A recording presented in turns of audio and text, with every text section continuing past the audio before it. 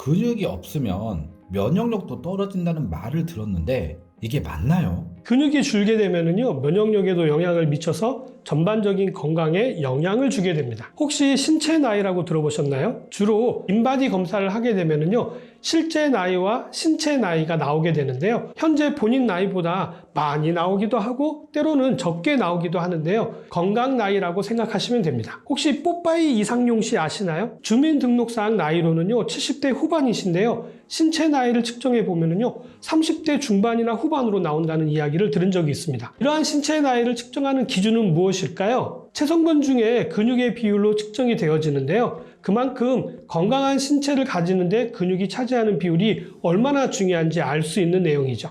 50대 이후에 부족해지기 쉬운 근육과 면역력과의 관계에 대해서 알아보고요. 일상생활에서 근육을 만드는 운동에 대해서도 말씀을 드리도록 하겠습니다.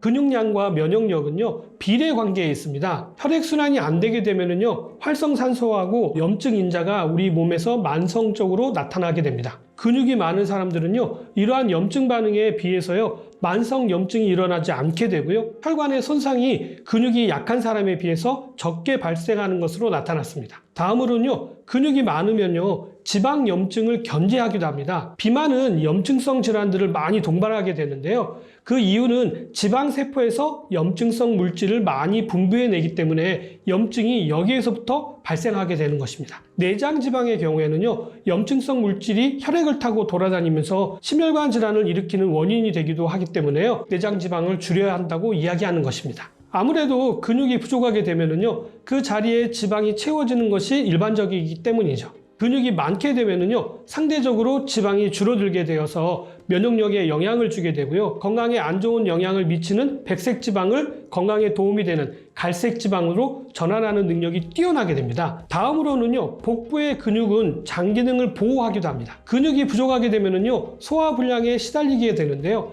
가장 대표적인 위와 장이 모두 근육으로 되어 있다는 사실이죠. 위 근육이 약해지게 되면은요, 소화력이 떨어질 수밖에 없고요, 장 근육이 약해지게 되면 변의 이동도 느려져서 변비가 발생하기도 쉽기 때문입니다. 그리고 복근이 약해지게 되면은요, 내장 지방이 많아지기 때문에 면역에도 영향을 미치게 됩니다. 마지막으로 근육은요, 에너지 생산과 소비가 동시에 일어나는 부분이 바로 근육이고요, 잉여의 탄수화물이 글리코겐이라고 하는 형태로 저장되어지는 부분도 근육입니다. 우리 몸의 지휘자로 알려져 있는 여러 호르몬과도 아주 연관이 깊은 것이 바로 근육인데요, 성장 호르몬과 인슐린 호르몬을 들 수가 있는데요, 근육의 양과 아주 밀접한 관계가 있고요, 면역력에도 영향을 주기 때문에 근육과 면역과의 상관관계는 아주 깊다고 볼 수 있는 것이죠. 그럼 흔히 나이 들면 무릎 통증이나 척추 측만증이나 근육과 관련되어 있나요? 네, 물론입니다. 관절과 연관된 통증의 대부분의 원인은요, 뼈나 관절 자체라기보다는요, 근육과 연관이 깊은 경우가 거의 대부분입니다. 우리 뼈는 붙어 있지 않고 서로 떨어져 있습니다. 그런데도 우리가 서 있을 수 있는 것은요, 근육이 우리 몸을 지탱해 주기 때문입니다. 그런데 이 근육이 약해지게 되면은요, 관절에 있는 뼈끼리 서로 부딪히게 되고요, 암호가 되게 되어서 염증을 일으키게 되는데요, 이러한 염증이 바로 관절염인 것입니다. 관절염 하면 무릎뿐만 아니라 허리도 마찬가지고 우리 손가락도 마찬가지고 어깨도 마찬가지고요, 목 모두 다 관절로 되어져 있기 때문에 근육이 아주 중요하다고 이야기하는 것이죠. 인체의 통증 중에 근육이 부족해서 오는 통증이 있는데 근육을 사용하면서 자연스럽게 좋아질 수도 있습니다. 이러한 경우 근신경이 발달하지 않으면요, 근육의 움직임을 느끼지 못하거나 아니면 우리의 의지대로 통제되지 못하기 때문입니다. 차근차근 감각을 깨워서 근육을 자극하고 간단한 동작에서 관절 운동으로 범위를 점점점 확장시켜 나가면서 근육을 사용하시게 되면요,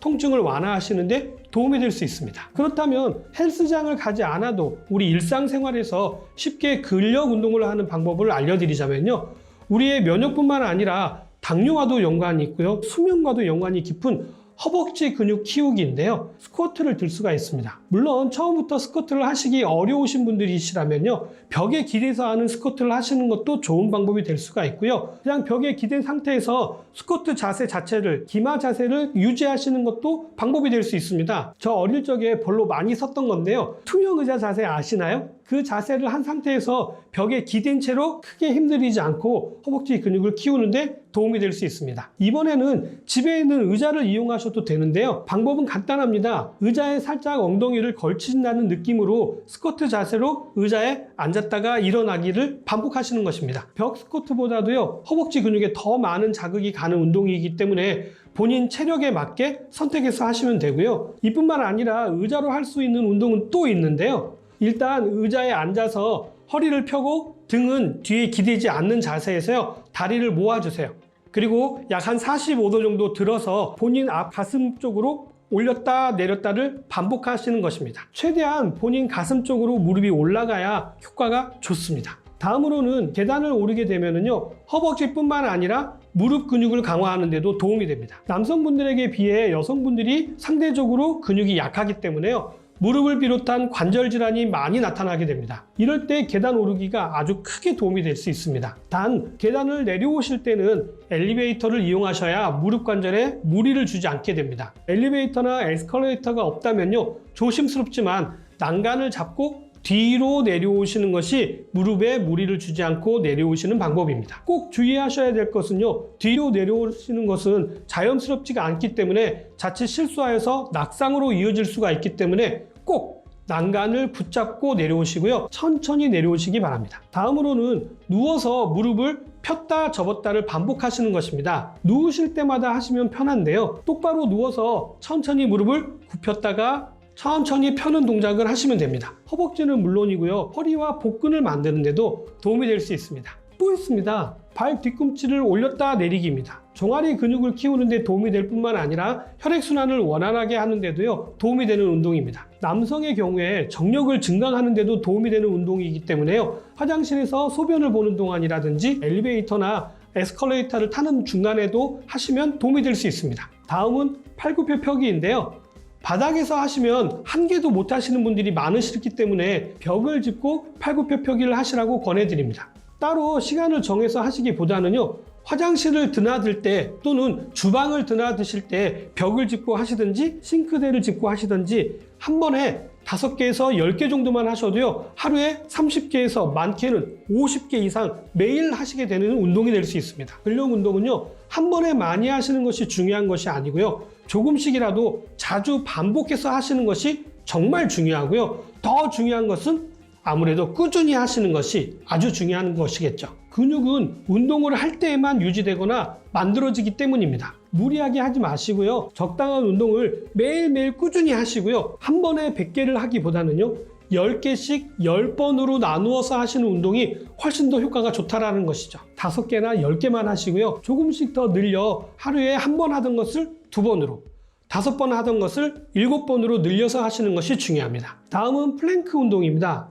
어깨 넓이로 발을 벌리고요, 엎드리셔서 팔을 삼각형 형태로 만드신 다음에 팔꿈치와 팔이 바닥에 닿게 버티시게 되면 됩니다.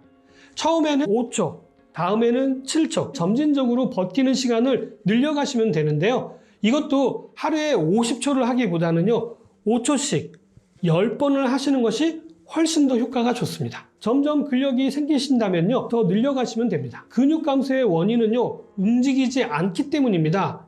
걷기를 비롯해서 다양한 야외 활동은요, 근육을 유지하는 데 도움이 될 수 있습니다. 그러나 너무 무리한 운동은 오히려 건강을 해칠 수도 있기 때문에 주의가 필요하겠죠. 오늘은 근육을 유지하기 위해서 우리 생활 가운데서도 할 수 있는 운동에 대해서 말씀을 드렸는데 어떻게 좀 도움이 되셨나요? 저는 다음에 좀 더 도움이 될 만한 내용 가지고 다시 찾아뵙도록 하겠습니다. 감사합니다.